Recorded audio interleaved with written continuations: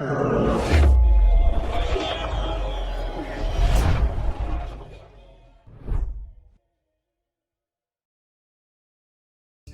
a person who's never had sex, and they live their whole life, and they die. Can you imagine never having the sexual experience as a human? Yikes. Could you imagine never having the psychedelic experience as a human? I mean, Like, yeah, those are some very essential things. Yeah. But the thing is, it's like, you have to, like, choose to do those sorts of things, you know? Yeah, no, this is true. You have to, especially the psychedelic one, and especially if you live in a time or world or area where all of that is condemned, to varying degrees, but, like, there's not too many places where it's acceptable, unfortunately. So, just kind of jumping, I wanted to talk about the idea of rituals and what they offer. I guess here's my claim is that, like, they set the tone for you, for especially when you don't realize that the undertone that you have set is still present. Even though, like, you aren't cognizant of it, it's still there. So, the example, I like to think of it like this.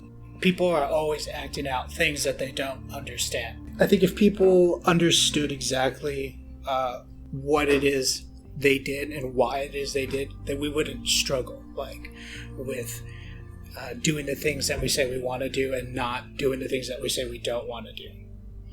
And we act out these things that we don't understand.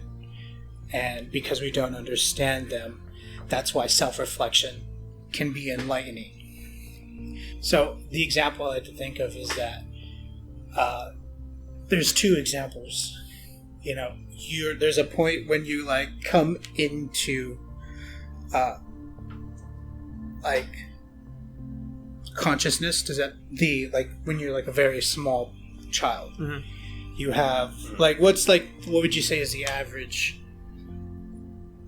age of, like consciousness? Like 3, 4, 2, 3? I don't know. I imagine it just creeps up. It's like a... Yeah, I think it creeps in and increases over time. But who knows when it starts, but, like...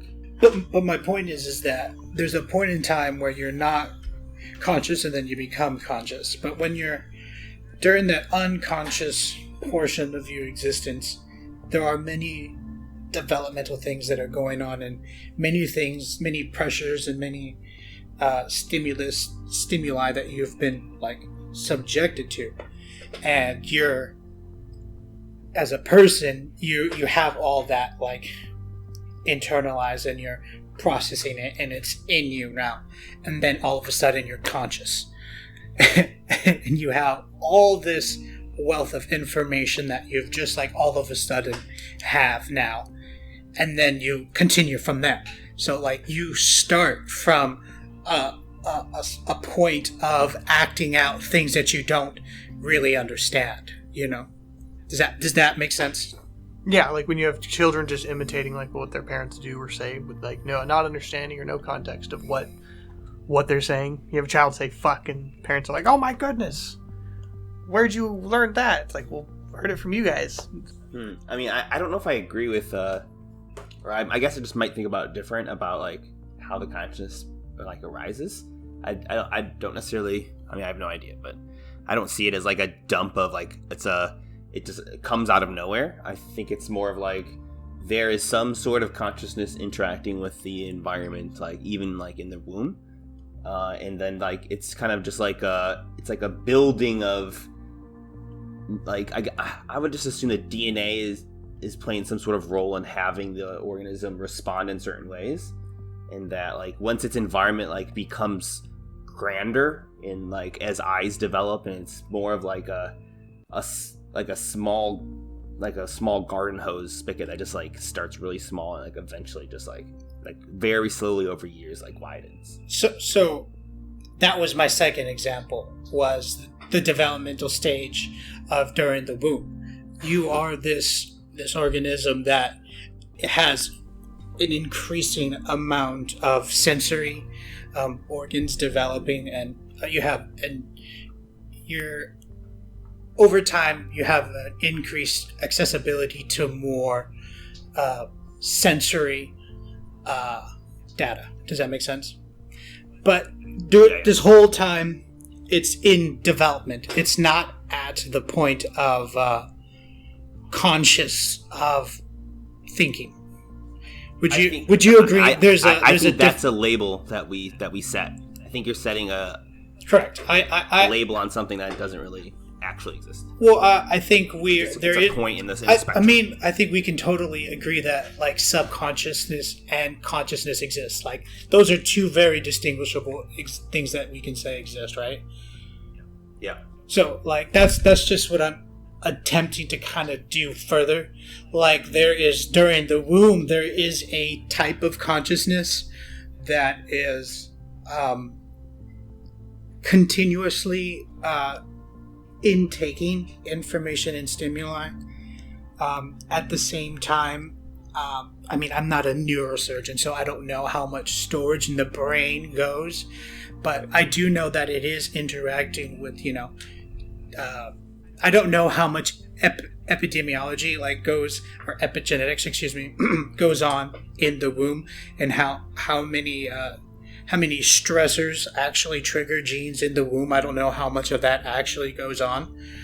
But my point is that like you're a thing that it experiences lots of stimuli in the womb, and then you become your consciousness changes. There's a change to your consciousness. Maybe not to the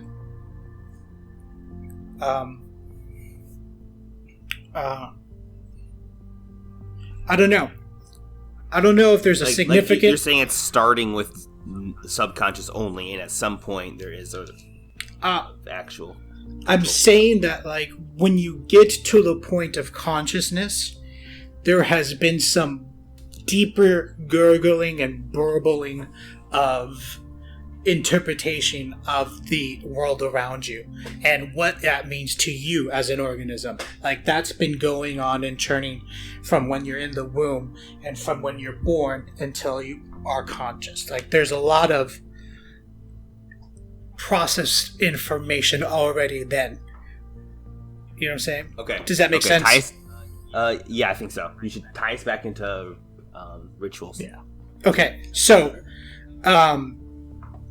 the idea is that when things happen to us, when exposed to stimuli, the effects continue for a while from a point of unknown and continue to a point of conscious, even into our consciousness, and we act out things we don't understand constantly from birth. Does that part make sense? Yeah, that's kind of like how we live our lives. We try to sway our lives with logic, but like ultimately we are like feeling.